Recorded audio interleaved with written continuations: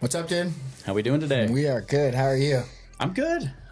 Yeah, it's all progressing. Feels good. I'm excited to dive into our next module here. This is going well. Yeah, man. You're in it.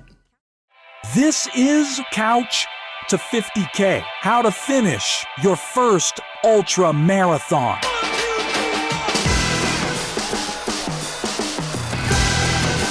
Now we've arrived at strength. Yep. It's time to build some muscle and some mental muscle as well, some grit to go along with the dedication and keep the motivation high. So I'm definitely excited for this month. Yeah, man. Sweet. How you feel like the first 2 months have kind of gone for you? First two were good. We got off the couch. Yeah. It hurt a lot less by the end of that first month than it did at the beginning. Physically, mentally, all the way around. Went into month 2 feeling pretty good. And put in some decent mileage out there, got pretty consistent with it, and found the points in my schedule where I was able to stay consistent, which was satisfying. Awesome. It's dude, maybe it's a personality thing. That's certainly one of the harder bits for me. As I've mentioned before, I'm the kind of guy who's like, let's just knock it out, right? Like my mentality for a big project sometimes is just to pull an all-nighter and get it done. That clearly doesn't work here. You cannot cram train like you can for a final exam, right? Yeah, not if you want to enjoy it and be successful. Yeah. We've talked about you could probably at this point go suffer your way through a 50K and then be back on the couch for another year. But that's not the goal. No, right? It's not. The We're goal creating is sustainability here. Absolutely. Yeah.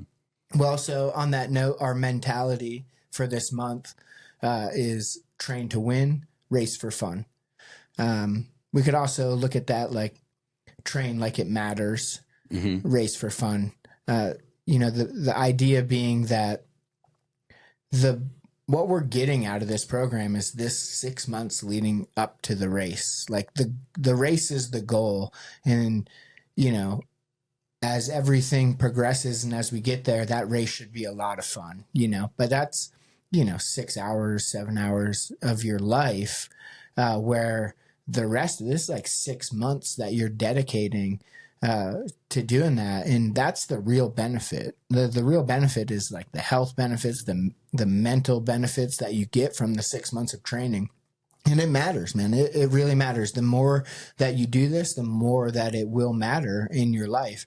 And remember that when you're training, like you are training for the training, not for the race. Right. Yeah. I like that train to win. I have no disillusions that I'm going to win this 50K. But I will say there is a mentality that lives in there, which like when I'm out doing my hill repeats, I'm picturing myself passing people. Yeah, absolutely. Right? So you can make win personal, I think, right? For sure. And what you're beating yourself or you're beating the next person out there, or maybe you're clocking a few spots up the leaderboard there. And that's all still very motivating for me. Oh, dude, I've come close in a couple of big races. I've never really won like a big race. I've won some little local things, but I've had some great performances. But, in training, I've won so many races while I'm training. You're just in your head and you're just like, oh, this is the final push. And and it is motivating and it is fun. And, you got to be a little bit delusional. Sure. But if that's what it takes to get the most out of your workout, with the second part of it, race for fun, when you show up at the start line of the race, you kind of leave that behind. And now it's like, okay, well, I did the work. I'm going to do what I can, but I'm going to enjoy it. That's the whole point of being here. Now we get to enjoy it. So I love that. It reminds me of being a kid, when you're a little kid and you're hitting the buzzer beater shot in the driveway, Totally.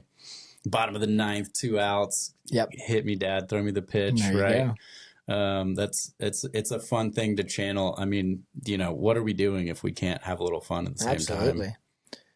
time? So for some specifics, we're still running 3 to 4 times a week. Okay. We're going to increase our mileage again. this month, really we should be kind of increasing every week, except for our recovery weeks. But really no more than like 10% or whatever. So that's like maybe a mile on a run. Okay. Last month we kind of incorporated like specifics into our runs with the hill repeats or the hill runs and the tempo runs. Now we're going to like start to add some difficulty to those specific runs. So like, let's make the hills a little bit bigger, let's make the tempo runs a little bit faster. And like really like try and pay attention to the way we're approaching those runs, our form, our technique. The technique on downhills is like, that's the game. Especially when we're talking about trails, you're like, you have to pick every step. If you're, when you're coming down a hill and it's rocky and the trail's winding, you're engaged in every step, and you want to hone in this technique of like landing on the right spot while looking for the next spot.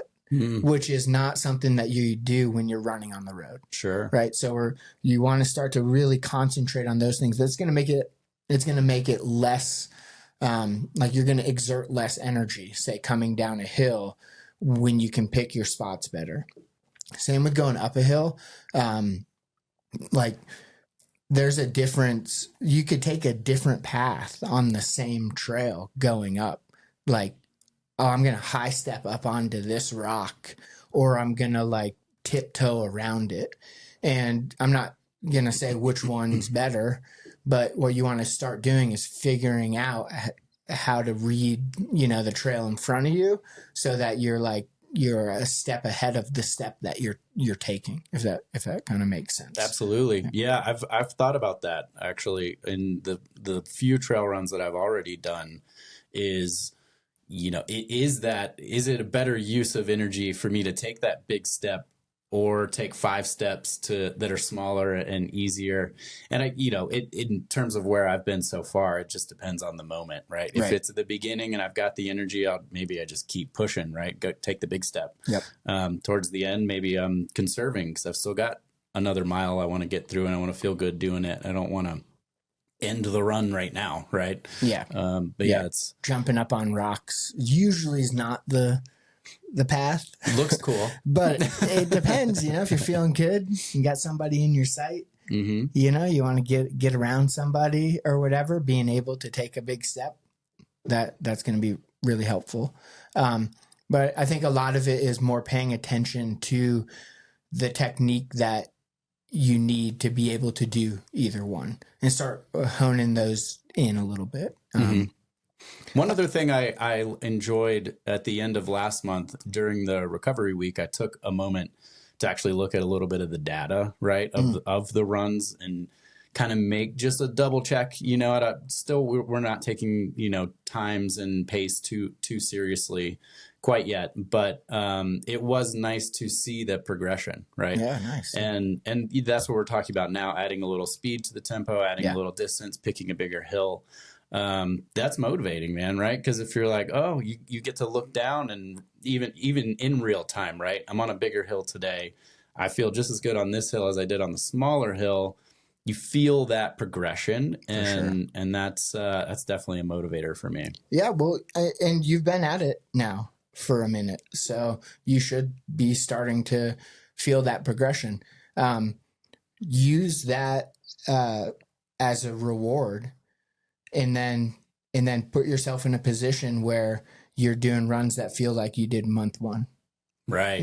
Right. So like, remember, the next time you run up a hill, like, oh man, that was way easier. It's like, oh, I probably need a bigger hill now, and that's how we're going to start slowly inching our way into harder and harder territory. Another big thing that we are going to incorporate this month, which is a lot of fun, is 2-a-day runs. So not sure I've ever done that in my life. Speak more. Okay. So it's just one day a week. This is going to be not on the day you do a hill run or a tempo run. It's going to be on your base run. Okay. You're going to add in another very short base run later in the day. I love this. This has been a huge part of my progression in ultra running and training. I think it has two really big benefits. One, I think it allows you to not run as far in training, which the other thing that allows you to do is to not spend as much time recovering. So long runs are great, and we're going to incorporate long runs. You have to do long runs, but they take a lot of time to recover. And if you want to keep running and you don't want to have to recover as much, then running 2 times in a day is like, it's almost like a shortcut. A couple of things that make it very beneficial in my opinion. Getting out for the second run is extremely challenging. Just getting out the door. You're like used to getting a night's sleep after, and waking up and feeling good. And now I'm going to go out and run. You're going to have to like find another time in your schedule, right? Where you can add in another run. It's probably going to be like at night, like in the dark after your kids go to bed or something like that. Like the least opportune time, like the last thing you want to do is run. So we're going to keep it short because like the main benefit that you're going to get is from getting out the door and activating your muscles. You don't need to run. You don't need to run far. You need to get yourself out and do it. And so like I have recommended like at the start of this month, it's a 2-mile run in the evening, right? You're going to run a 6-miler, base run in the morning or in the afternoon, whenever you normally run. And then later that day, you're going to go out and you're going to go run for 2 miles. That's it. Super easy. Okay. Yeah. Super easy. Actually, I was going to say, I'm noticing a recurring theme of doing hard things as a part of this training plan. More for the mental side, even than the physical, right? Because I know I can do that, but like you said, it's that much harder knowing you already ran that day to go do it again. It's mental. Mm-hmm. I think you will find very quickly that as soon as you start moving, like literally within a few minutes, you're feeling good. Like I bet it's hard for you to only run 2 miles when you go out on that second one. Right. But I think keep it short. Mm-hmm. You'll have plenty of 2-a-days later where the second one isn't short.